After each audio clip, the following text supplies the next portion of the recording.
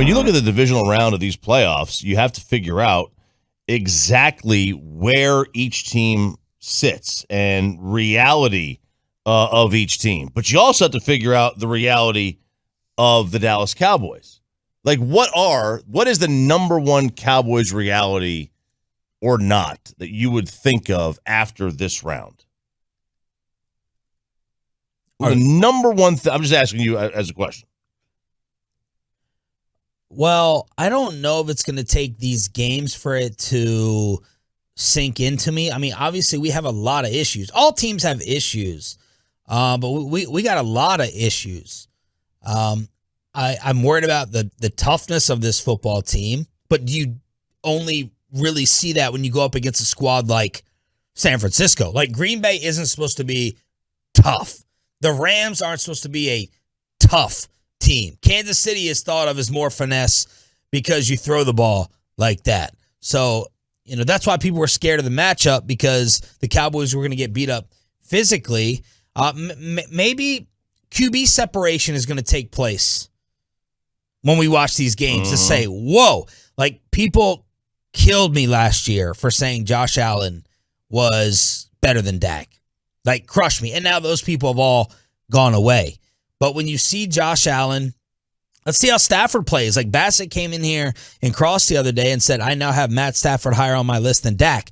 I'm not ready to go there, but let's see if Stafford elevates his game and moves himself up the QB tiers higher than Prescott. We know about Mahomes. We know about Rodgers. We know about Brady. But maybe the point is just reemphasized of where Dak is on that QB spectrum. I think you're going to see coaching and game management mistakes.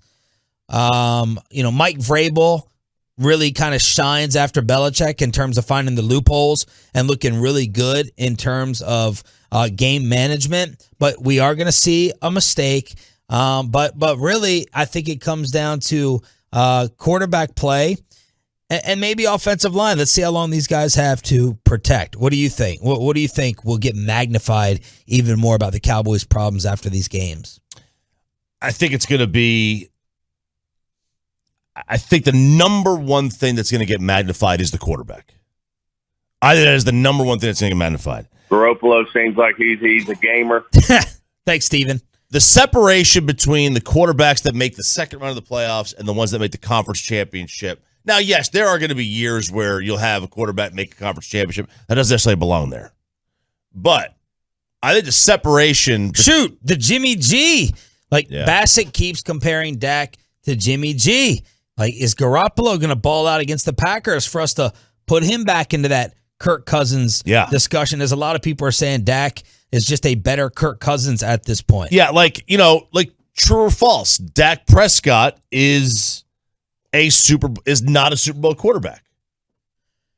Well, I really hate quoting Mike a lot, but I mean, this is something you've said over and over. You can win right now. Yeah. The thought is you can win a Super Bowl with him. Unfortunately, you just need a lot more things to go right than a guy who can just put the team on his back.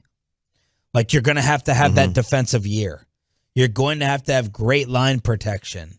You're going to have a lot of, it's kind of like Eli's titles, kind of like Flacco's titles, Jimmy G getting to the Super Bowl, Russell Wilson early on, Roethlisberger early on. You are going to have a lot of things go right around you versus Dak just going out and putting up 350 yards. I think that's where we are. Yeah, I think that we are in a situation where, you have to have, no matter what, Dak's got to play his game. But when you get to this level, Dak played a really good game against Tampa. They still lost. Yeah. With getting 4 turnovers. It goes to show you how difficult it is to win these games, especially against these better football teams. The other thing I'm worried about, and I think Kellen Moore should be worried about, let's see if Jamar Chase and Debo and Devontae and Kupp and Evans and Diggs and Hill and Kelsey all get their touches. Yeah.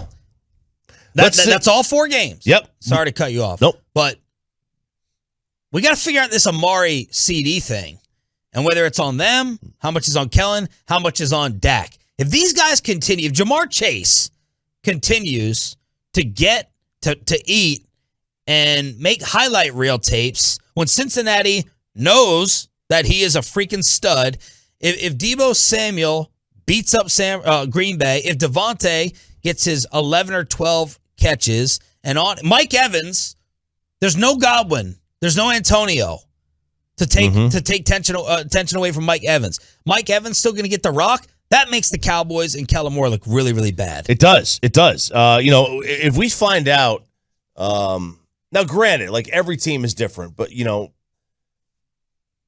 I was gonna ask, if Mike went there with this yesterday, I was gonna ask, if he was like, the wide receivers need to be schemed open, right? Yeah. I should have said, well, what are we paying you for then? Like, is it on the wide receivers to get open, or is it on the coaching staff to get them open? Right. Kyle Shanahan, and this was discussed. Was this on it was the Pro Football Focus article, said, and they were talking about, he didn't say this, but they were talking about how he makes it really, really easy for, on play action, his wide receivers to get open downfield and make it really dumbed down for Jimmy. Are we going to find out this weekend that CeeDee Lamb or Amari Cooper are not true number one ace wide receivers? Right. Or are we going to find out that their coaching staff can't get them there? Yeah. Are we going to find out that a new coach won't necessarily change things? We will watch these games this weekend with greater detail than we do a Week 12 game with Tampa and the Rams. Right?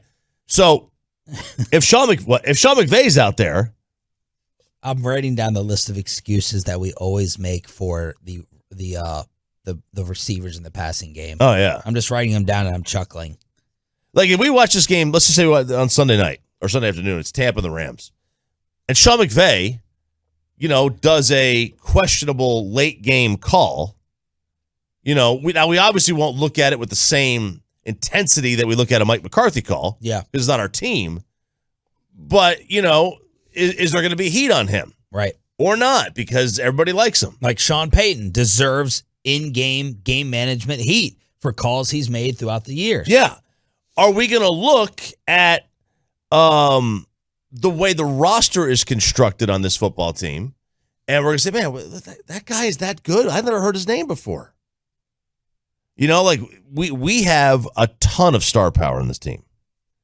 But I've always wondered, is it star power because it's deserved or because they play for the Dallas Cowboys? Yeah. Like DeMarcus Lawrence is more of a star here. Like he's not a household name throughout the league. If Kyle Kuzma played his entire career with Portland. Yeah. Never heard of him. And not on the Lakers title team. Yep. Would anybody know who he is? No. Absolutely not. Michael Gallup. He's a good player. Yeah. He's a good player. Anybody know who Michael Gallup was if he played for Carolina his whole career? How many number 3 receivers do these first fake shows know and name? None of them. But these are the excuses that we always come up with. This goes back to Garrett's days with Jason on with us and the Cowboys after the game. Like, why aren't guys getting the ball? Penalties, down and distance set us back. So it's harder to, run our usual plays when we're behind the sticks. Offensive line protection. No run game. Zeke compromised. Done. 2 number ones. I've always used this one.